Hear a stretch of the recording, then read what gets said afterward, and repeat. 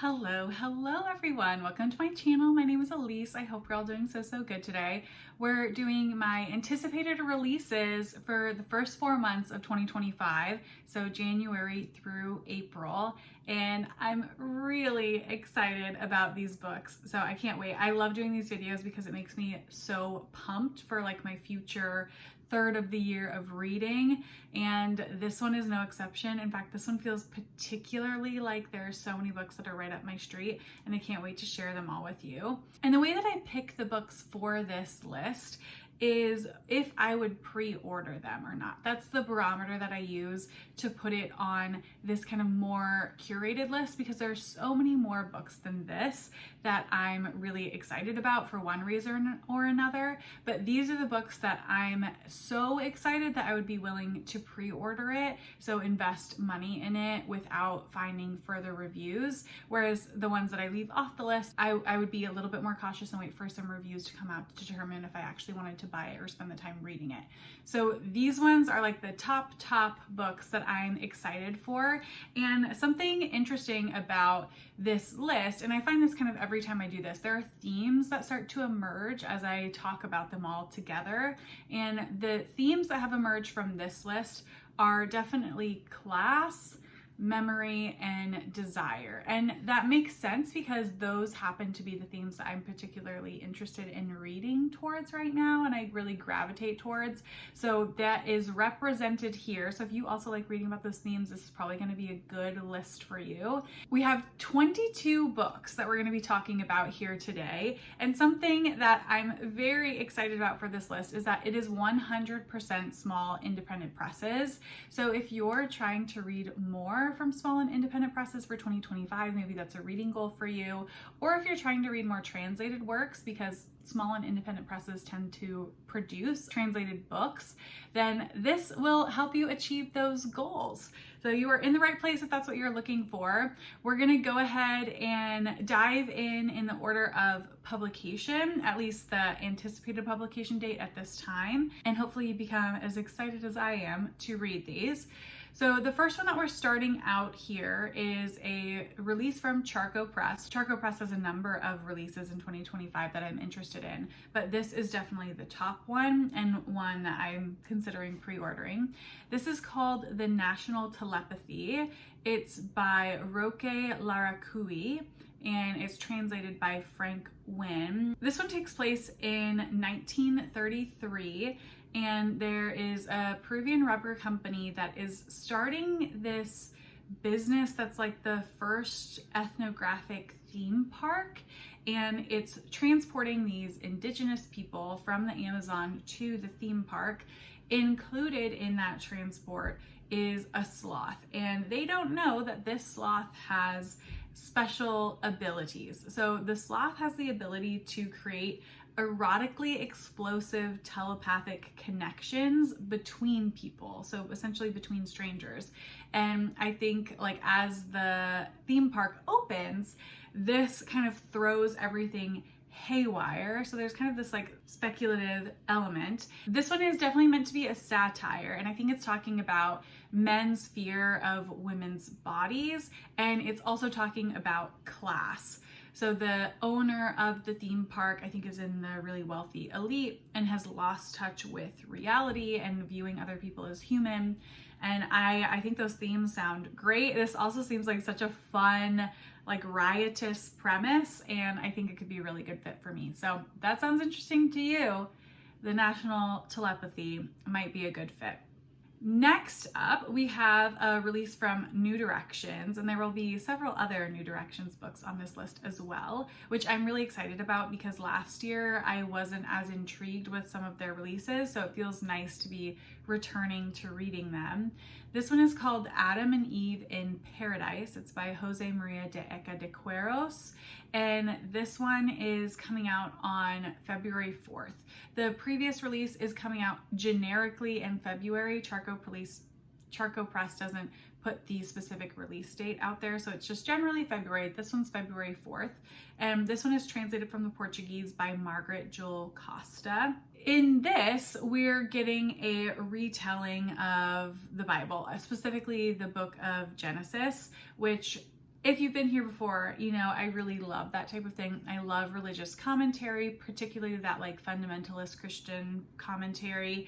And I also love retellings that come through a specific lens. So this one is retelling the story of Adam and Eve, but in a much more perilous and dire situation. So this shows the garden as a place that's infested with creatures where it's really hard to survive, and Adam and Eve are trying to do just that, survive the night every night. I think it's a really interesting take, almost this like dystopian-esque take on rewriting Genesis, and hopefully I will really love it. I'm not sure what the themes are, but hopefully I'll be surprised at the time. But that is Adam and Eve in Paradise. Next up, we have a book from Catapult, and this is a short story collection called Waiting for the Long Night Moon. I only have 1 or 2 short story collections on here, and that should say something about this collection because I'm being really specific about the ones that I pick up because I just can't read them back to back to back, so I need to be more exclusive with the ones that I choose. This one comes out on February 11th, and it's by Amanda Peters. This is their debut collection, and it's all stories about the Indigenous experience. And the little like single bylines that it gives for some of the stories are a young woman returns from residential school only to realize that they can no longer communicate with their own parents. And then there's a grieving mother who finds purpose and healing on the front lines as a water protector. I think this is going to talk about some like of the intersection of grief and joy and how they're closely aligned, and kind of like trauma and resilience closely aligned. So I think it could be a good fit. So that is Waiting for the Long Night Moon. Next up, we have a release from Feminist Press. This is an anthology collection called Tsunami, Women's Voices from Mexico. It's edited by Heather Cleary and Gabriela Jauregui, and it is coming out on February 11th. And this is a mix of form that is all kind of feminist in nature and all emerging young Mexican female writers. There are essays in here, creative nonfiction, poetry, lots of stuff going on in here. And yeah, I love a good kind of anthology that I find some new writers from. There are many translators who have worked on this collection as well, so I'm not going to list them all, but know, you know, there are lots of translators to be credited here. So that is Tsunami. And now we're heading back to Catapult with Theory and Practice by Michelle de Krester.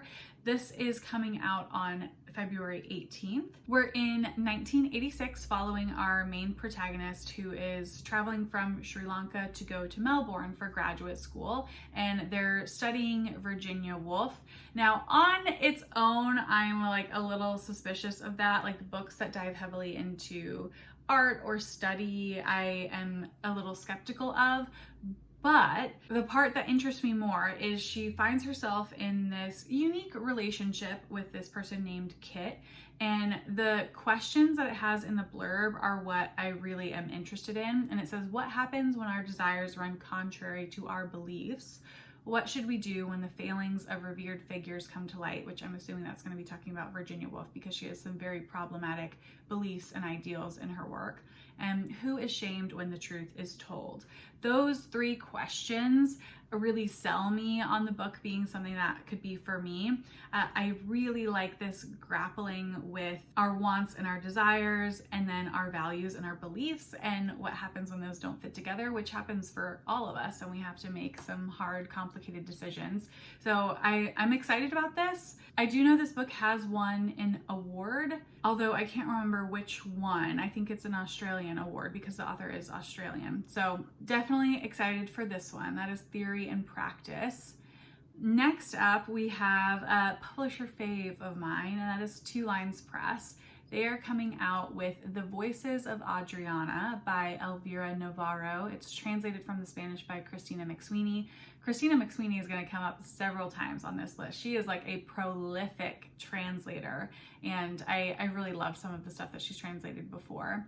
This one is a metafiction about grief, the internet, and the difficulty of knowing others. And we follow Adriana from the title, who has recently lost her mother, and her father has started online dating, and she becomes increasingly infatuated with following her father's online dating profiles and his online dating interactions. And I think this is like some kind of dark escapism for her as she's trying to deal with the loss of her mother and watching her father also trying to deal with the grief in a much different way. And I think this is going to get into lots of messy family drama, so I'm here for it. So that is The Voices of Adriana. It's coming out on February 19th. And then we head over to Coffee House Press with True Failure by Alex Higley. This is coming out on February 25th. We're following 3 POVs in this one. We get Ben, who's recently lost his job, but has hidden that fact from his wife, Tara. And instead, he spends his days trying to audition to make it onto this kind of invention-esque reality show. Think Shark Tank, because he has this invention that he wants to propose there. It's called Big Shot, the name of the show. So we get that perspective. Then we get Tara's perspective, the wife, and she runs a daycare center, and she starts lying to the parents of the kids at the daycare center about what their kids get up to during the day, like the report cards that kind of go out of like, here's what your kid did. She's lying to the parents on those. And then we follow the producer of Big Shot, the show. I can't remember her name. I think it's Marcy. And Marcy is needing to take a leave of absence, but the reason that she gives to all of her coworkers is basically that she's kind of like burnt out, but there's something else happening beneath the surface.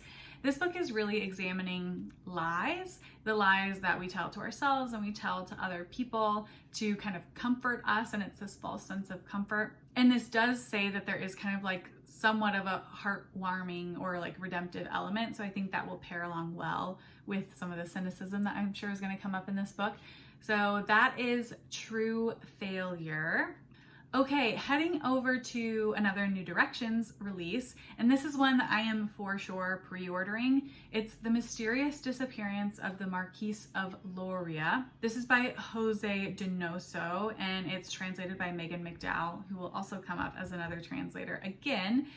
This is coming out on March 4th. We're following Blanca, and at the start of the story, I think she's 19 years old, and she marries into a very wealthy family. But soon into her marriage, her husband actually passes away and she becomes widowed with lots of money to spare. So she starts kind of just having the time of her life, getting everything she wants, and like really leaning into this unique coming of age where you suddenly have a shit ton of money and have easier access to society because she is widowed. That's balanced with, I think, a POV from her mother-in-law, who really does not like Blanca and is trying to scheme a way to get the family's fortune back out from under her. It says that this is a psychological thriller, so that must get pretty extreme, but I think this sounds so much like a romp, like it's going to be super plotty. Plus it has this kind of like coming of age element for our main character, which I think is interesting,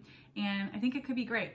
Also, the cover has a dog on it, and I do know the dog plays kind of heavily into the story, and I just love an animal character. So this is The Mysterious Disappearance of the Marquesa of Loria, and coming out from New Directions. All right, headed over to Other Press with Allegro by Ariel Dorfman. This is a mystery, a historical mystery starring Mozart as kind of like a detective-esque character. He's talking about his friendship with Johann Sebastian Bach, who dies, and he thinks that there's something more nefarious going on with the death, so he starts looking into it. At the same time, we're getting sort of the rise of Mozart in fame, and that's running parallel to this mystery story.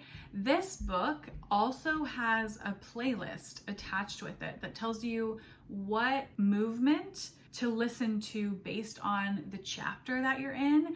And I think that it has it timed out with like the movement matching the pace of the book and like the feeling and tone of the book. And that is so cool if that's what it really is. I'm definitely interested in like doing that type of like experimental reading, and I hope it really adds to the story. This one is coming out on March 4th. All right, then we're heading over to New Directions again, another release coming out on March 4th. There's going to be a number of them. This is On the Clock by Claire Baglin, and this is a workplace novel, kind of taking on, again, like working class dynamics. It follows two timelines, so we get a kind of present day timeline, which is our main character having their first summer job at a fast food restaurant, but they are about to go off to college. And then we get a timeline in the past that follows her father, who is an electrician. I think we're getting the parallels of them both being in really like labor class oriented jobs, but the daughter having this like light at the end of the tunnel, this out in her college degree, but also the generational struggles of trying to get out of poverty.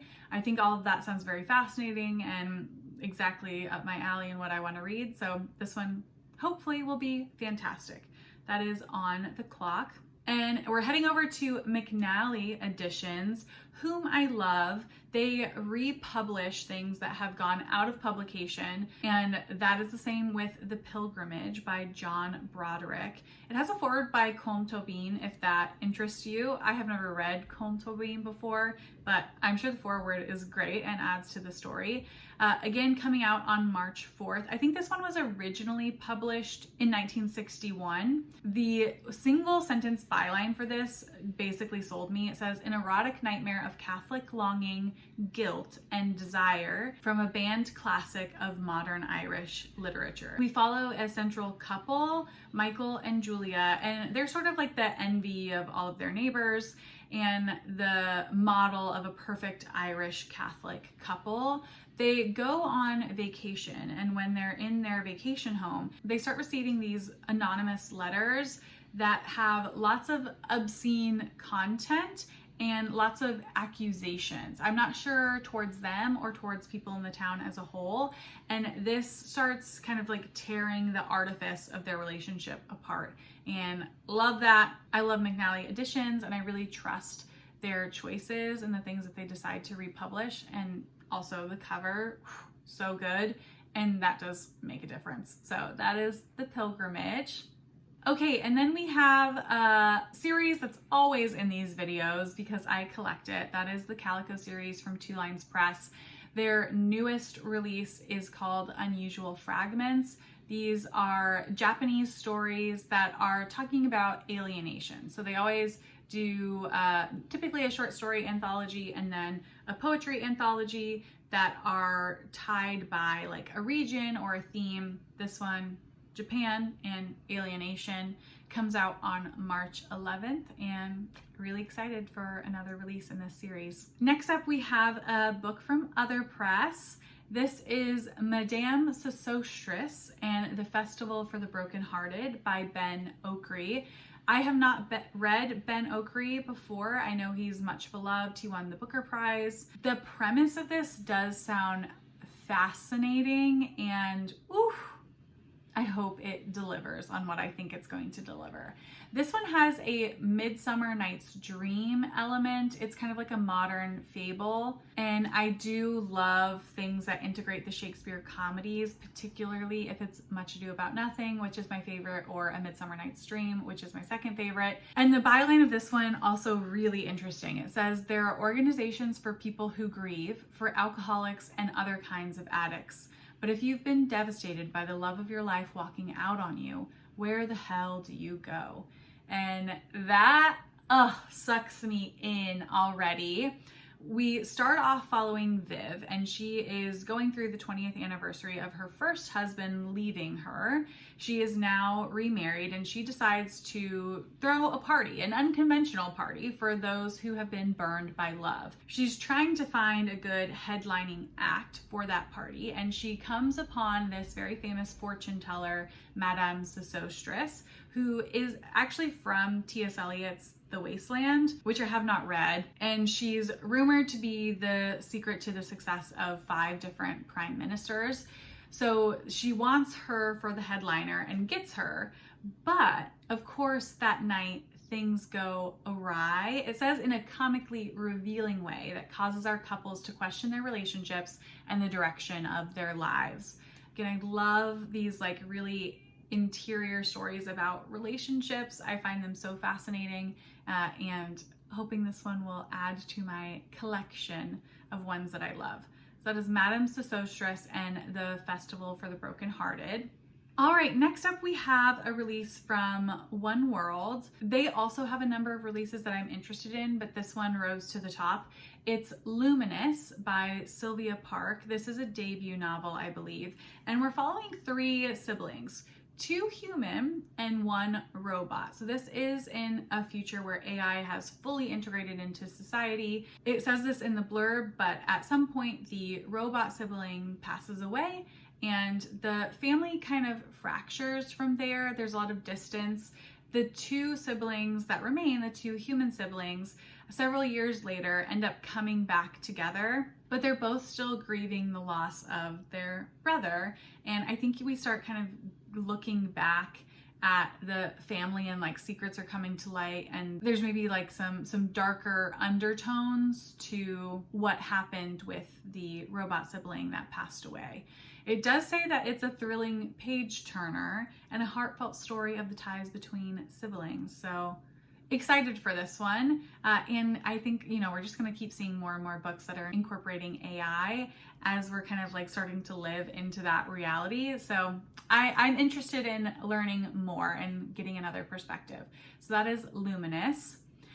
Next up, we have The Colony coming out from Europa. It's by Annika Norlin and it's translated by Alice E. Olsen. This was a huge release in Sweden and it's getting its English translation. We follow Amelie, who is burnt out from a very demanding job in the city, and they decide to take a few days of vacation in the country. Once they're there, they kind of stumble upon this gathering of 7 people, and they are trying to create this new alternative lifestyle, way of being. It feels very cult-like, and our narrator decides to join them. When she does join them, the addition of her into the group stirs a lot of things up, and I think it starts to crumble from there. It says it's a deeply touching story about love, community, and the unfathomable power we have over others and others have over us. I'm intrigued. I trust Europa, and because this was such a huge hit in Sweden, I at least want to check it out. So that is The Colony. It's coming out on March 25th. Then we're headed over to Astra House Publishing, and this title I might be pronouncing incorrectly. It's Mrs. Lillian Bloom's Cloud Factory by Ido Geffen, translated from the German by Daniela Zamir. It's coming out on April 1st. And the reason I want to read this one is because it's about startup culture, and I think it's supposed to be like poking fun at startup culture, and that honestly just sounds like a ride to me.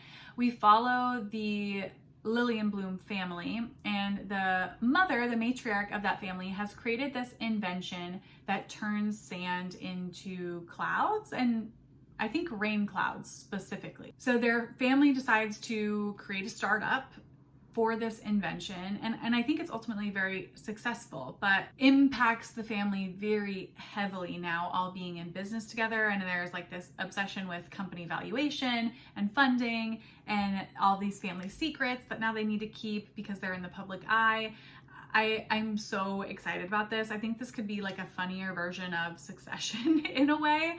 And yeah, hopefully it will be a good fit. So that is Mrs. Lillian Bloom's Cloud Factory.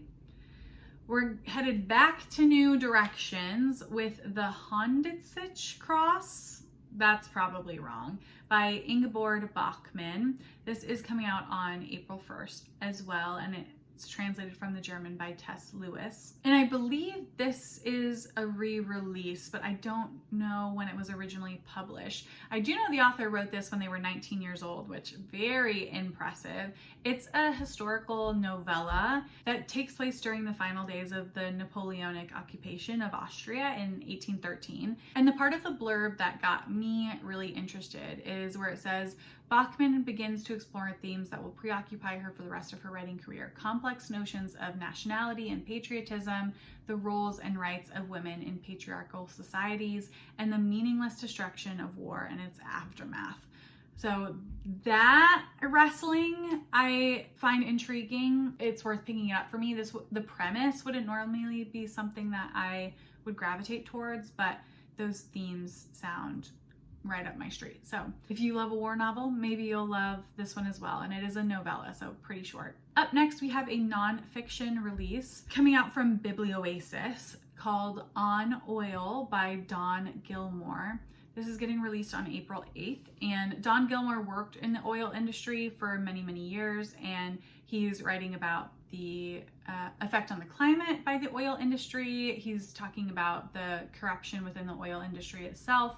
And this one also is very short. I think it's just over 100 pages. And with my nonfiction nowadays, because I just pick it up way less frequently than fiction, I like it to be in more bite-sized, accessible chunks.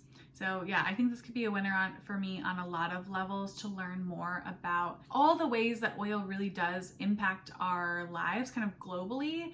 I mean, we start wars over oil. It's just such a resource that has a huge amount of strife, I think, associated with it. So I think this could be really informative and done by someone actually in the industry. So hopefully we get an accurate depiction. All right, next up, we're going back to Two Lines Press with Mending Bodies by Han Lai Chu, translated by Jacqueline Leung. This one says it's a dystopian exploration of body autonomy, relationships, and late capitalism, which, I mean, that's so up my street. It's insane.